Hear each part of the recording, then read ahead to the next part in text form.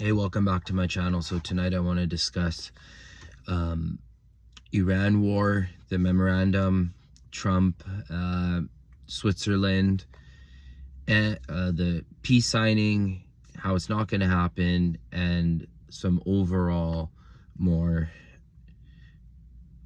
religious thinking towards these things and what's going on. So first of all, if we just set the stage, America is the greatest military in the world.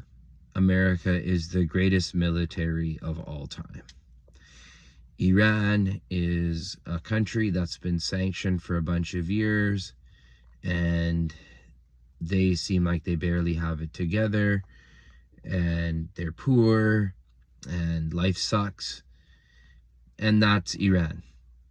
And then it's just so simple that America should have just completely had its way with Iran. But as we've all been seeing, there's, oh, the strait's open, we opened it up, their navy's gone, oh, they won't open it up. This new memorandum is saying that Iran will open up the strait, they're going to leave the blockade of a blockade of a blockade. But I think this whole war exposes what saying having the greatest military in the world really means, in the sense that, you know, maybe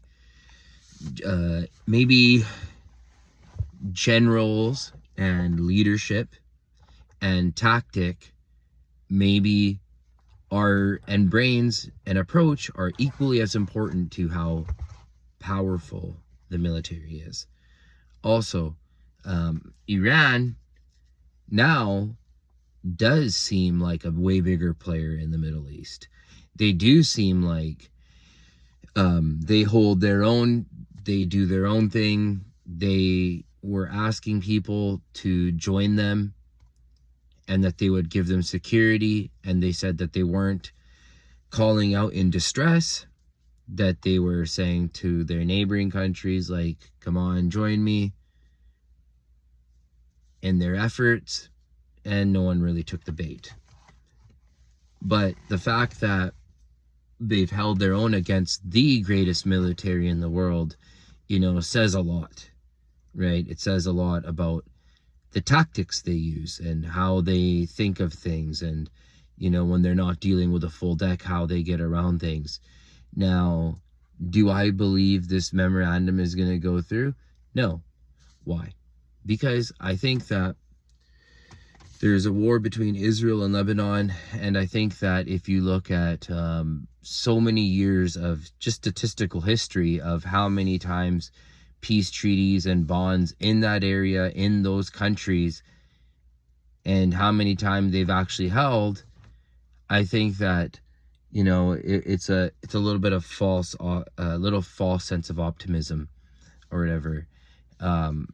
Also, I do think that after being lied to that there was going to be no new war, and that Donald Trump was a peace president and bring the troops home guy, I just feel like any of this slowing down of war could be a distraction until the midterms, and then to completely let it go. Also, once Donald Trump has finished his term, to just let this keep going on indefinitely, because this is just what the empire does. There's a part of me that thinks that. If we just go based off of simple statistics and previous models, if you look at Iraq, 20 years now, Afghanistan, Biden brought the troops home. People laughed at Biden. Now people are laughing at Trump. You have Chuck Schumer saying that the Democrats will not help Trump give $300 billion or so to Iran. So there's a lot of weirdness here or whatever. And, you know, again, it goes to show that how strong these players really are. That's all I want to say. I think that now when you know, I think more people got caught with their pants pulled down. That's how I would describe the situation.